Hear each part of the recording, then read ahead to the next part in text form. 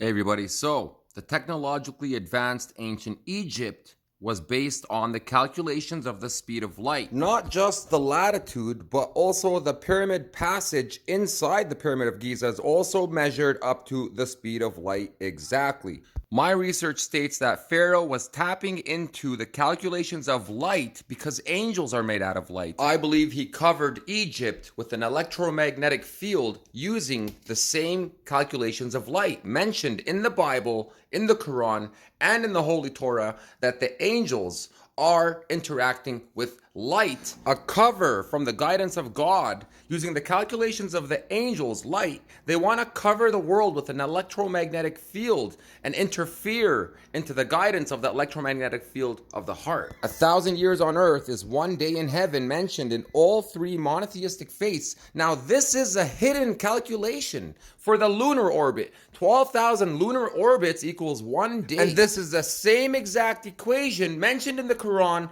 which is also mentioned in the Bible and in the Torah, using the same lunar orbit calculation. From 1,000 years in earth is one day in heaven, mentioned in all three.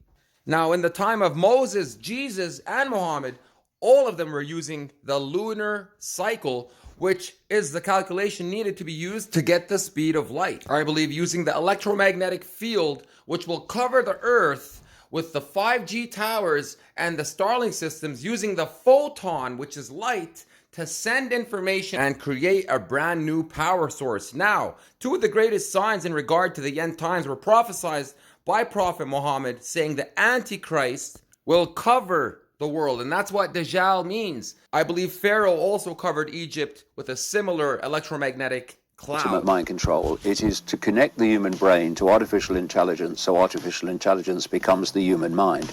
So humanity becomes a hive mind in which its perceptions, thus its emotional state, thus the loosh that it produces, is dictated en masse,